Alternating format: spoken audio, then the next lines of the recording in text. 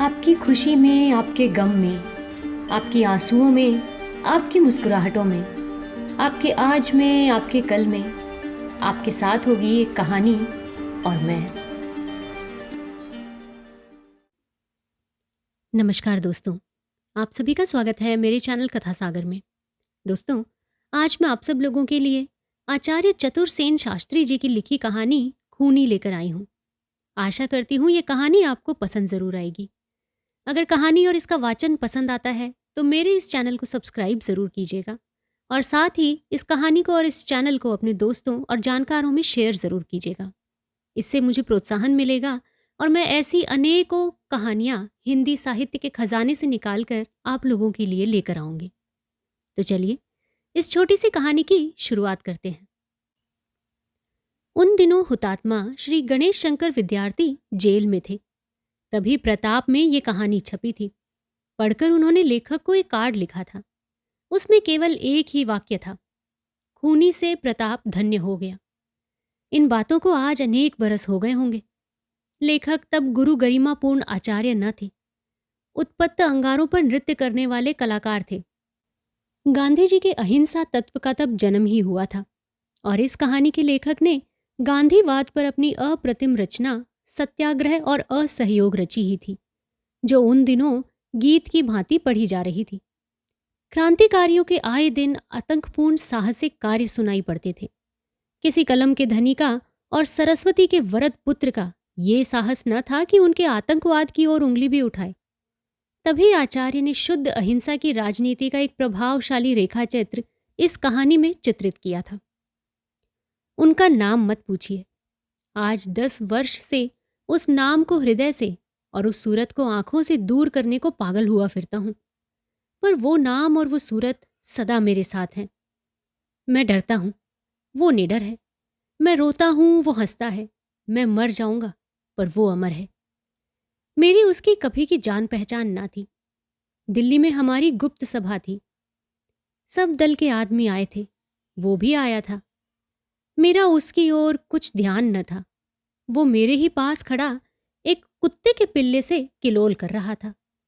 हमारे दल के नायक ने मेरे पास आकर सहज गंभीर स्वर में धीरे से कहा, इस युवक को अच्छी तरह पहचान लो, इससे तुम्हारा काम पड़ेगा।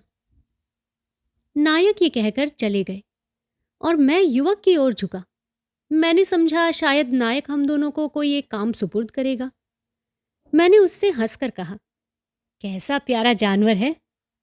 युवक ने कच्चे दूध के समान स्वच्छ आंखों से मेरे मुख पर डालकर कहा, काश मैं इसका सहोदर भाई होता। मैं ठठाकर हंस पड़ा। वो मुस्कुरा कर रह गया। कुछ बातें हुई। उसी दिन वो मेरा मित्र बन गया।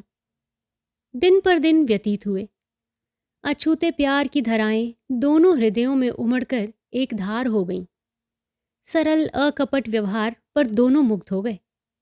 वो मुझे अपने गांव में ले गया। किसी तरह ना माना। गांव के एक किनारे स्वच्छ अट्टालिका थी। वो गांव के जमींदार का बेटा था, इकलौता बेटा था, हृदय और सूरत का एक सा। उसकी माँ ने 2 दिन में ही मुझे बेटा कहना शुरू कर दिया। अपने होश के दिनों में मैंने वहां 7 दिन माता का स्नेह पाया, फिर चला आया। अब तो बिना उसके मन न लगता था। दोनों के प्राण दोनों में अटक रहे थे। एक दिन उन्मत्त प्रेम के आवेश में उसने कहा था, किसी अघट घटना से जो हम दोनों में से एक स्त्री बन जाए तो मैं तुमसे विवाह ही कर लूं। नायक से कई बार पूछा, क्यों तुमने मुझे उससे मित्रता करने को कहा था? वो सदा यही कहते, समय पर जानोगे। गुप्त सभा की भयंकर गंभीरता सब लोग नहीं जान सकते।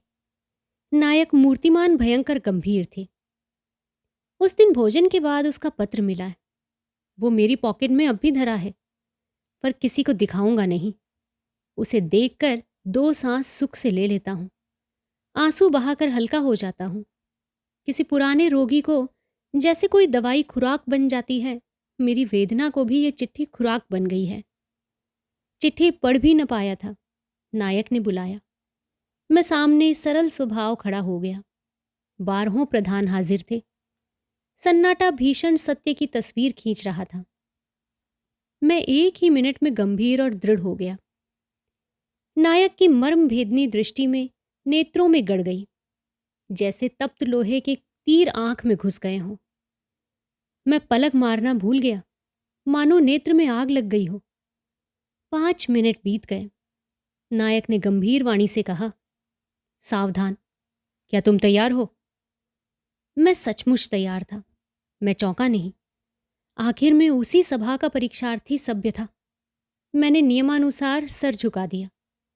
गीता की रक्तवर्ण रेशमी पोथी धीरे से मेज पर रख दी गई। नियम पूर्वक मैंने दोनों हाथों से उठाकर उसे सिर पर चढ़ा ली। नायक ने मेरे हाथ से पुस्तक ले ली। क्षण भर सन्नाटा रहा।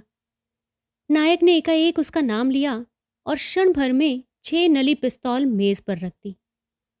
वो 6 अक्षरों का शब्द उस पिस्तौल की 6 गोलियों की तरह मस्तक में घुस गया, पर मैं कंपित न हुआ। प्रश्न करने और कारण पूछने का निषेध था। नियम पूर्वक मैंने पिस्तौल उठा ली और छाती पर रखी और स्थान से हटा। तत्क्षण मैंने यात्रा की।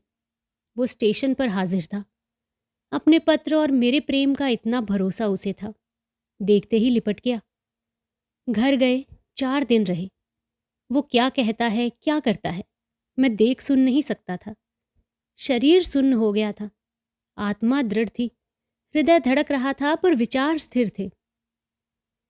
चौथे दिन प्रातःकाल जलपान करके हम स्टेशन पर चले। तांगा नहीं लिया। जंगल में घूमते हुए जाने का विचार था। काव्यों की बढ़ बढ़कर आलोचना होती चलती थी। उस मस्ती में वो मेरे मन की उद्विग्नता को भी न देख सका। धूप और खिली, पसीने बह चले। मैंने कहा, चलो कहीं छाया में बैठे। घनी कुंज सामने थी, वहीं चले गए। बैठते ही जेब से 2 अमरूद निकाल कर उसने कहा, सिर्फ 2 ही पके थे घर के बगीचे के, यहीं बैठकर खाने के लिए ले आया था, एक तुम्हारा और एक मेरा। मैंने चुपचाप उससे अमरूद ले लिया और खाया। एकाएक मैं उठ खड़ा हुआ। वो आधा अमरूद खा चुका था। उसका ध्यान उसी के स्वाद में था। मैंने धीरे से पिस्तौल निकाली, घोड़ा चढ़ाया और कंपित स्वर में उसका नाम लेकर कहा, अमरूद फेंक दो और भगवान का नाम लो, मैं तुम्हें गोली मारता हूं। उसे विश्वास न हुआ। उसने कहा, बहुत ठीक, पर इसे खा तो लेने दो। मेरा धैर्य छूट गया। मैंने दबे ठंडे कंठ से कहा, अच्छा खा लो। खाकर वो खड़ा हो गया। सीधा तनकर फिर उसने कहा, अच्छा अब मारो गोली। मैंने कहा, हंसी मत समझो, मैं तुम्हें गोली ही मारता हूं, भगवान का नाम लो। उसने हंसी में ही भगवान का नाम लिया और फिर वो नकली गंभीरता से खड़ा हो गया। मैंने एक हाथ से अपनी छाती दबाकर उससे कहा, ईश्वर की सौगंध, हंसी मत समझो, मैं तुम्हें गोली मारता हूं। मेरी आंखों में वही कच्चे दूध के समान स्वच्छ आंखें मिलाकर उसने कहा, मारो। एक क्षण भर भी विलंब करने से मैं कर्तव्य विमुख हो जाता। पल पल में साहस डूब रहा था। दनादन 2 शब्द गूंज उठे। वो कटे वृक्ष की तरह गिर पड़ा। दोनों गोली छाती को पार कर गई। मैं भागा नहीं। भय से इधर उधर मैंने देखा भी नहीं, रोया भी नहीं। मैंने उसे गोद में उठाया, मुंह की धूल पोंछी, रक्त साफ किया। आंखों में इतनी ही देर में कुछ का कुछ हो गया था। देर तक के लिए बैठा रहा, जैसे माँ सोते बच्चे को जागने के भय से लिए निश्चल बैठी रहती है। फिर मैं उठा, ईंधन चुना, चिता बनाई और जलाई। अंत तक वहीं बैठा रहा।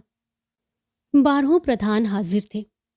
उसी स्थान पर जाकर मैं खड़ा हुआ। नायक ने नीरव हाथ बढ़ाकर पिस्तौल मांगी। मैंने पिस्तौल दे दी। कार्य सिद्धि का संकेत संपूर्ण हुआ। नायक ने खड़े होकर वैसे ही गंभीर स्वर में कहा, 13वें प्रधान की कुर्सी हम तुम्हें देते हैं। मैंने कहा, 13वें प्रधान की हैसियत से मैं पूछता हूं कि उसका अपराध मुझे बताया जाए। नायक ने नम्रतापूर्वक जवाब दिया, ये हमारे हत्या संबंधी षड्यंत्रों का विरोधी था। हमें उस पर सरकारी मुखबिर होने का संदेह था। मैं कुछ कहने योग्य न रहा। नायक ने वैसी ही गंभीरता से कहा, नवीन प्रधान की हैसियत से तुम यथेच्छ एक पुरस्कार मांग सकते हो। अब मैं रो उठा। मैंने कहा, मुझे मेरे वचन फेर दो, मुझे मेरी प्रतिज्ञाओं से मुक्त करो। मैं उसी के समुदाय का हूं।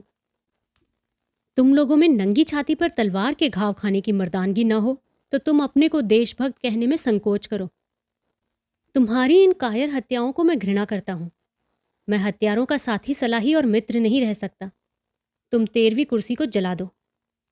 नायक को क्रोध न आया। 12 प्रधान पत्थर की मूर्ति की तरह बैठे रहे। नायक ने उसी गंभीर स्वर में कहा, तुम्हारे इन शब्दों की सजा मौत है, पर नियम अनुसार तुम्हें क्षमा पुरस्कार में दी जाती है। मैं वहां से उठकर चला गया। देश भर में घूमा, कहीं ठहरा नहीं। भूख, प्यास, विश्राम और शांति की इच्छा ही मर गई दिखती है। बस अब वही पत्र मेरे नेत्र और हृदय की रोशनी है। मेरा वारंट निकला था। मन में आया कि फांसी पर जा चढ़ूं। फिर सोचा, मरते ही उस सज्जन को भूल जाऊंगा। मरने में अब क्या स्वाद है। जीना ही चाहता हूं। किसी तरह सदा जीते रहने की लालसा मन में बसी है। जीते जी ही मैंने उसे देखा और याद भी रख सकता हूं। तो दोस्तों, आशा करती हूँ 2 दोस्तों की ये छोटी सी कहानी आपको पसंद ज़रूर आई होगी। अगर कहानी पसंद आई है तो आपके विचार कमेंट्स के ज़रिए मुझसे साझा ज़रूर कीजिएगा। तो चलिए, फ़िलहाल मैं आप सब लोगों से विदा लेती हूँ। जल्दी ही आपसे फिर मिलूंगी एक नई कहानी के साथ। तब तक आप अपना और अपने पूरे परिवार का ध्यान रखिए, खुश रहिए और स्वस्थ रहिए। नमस्कार।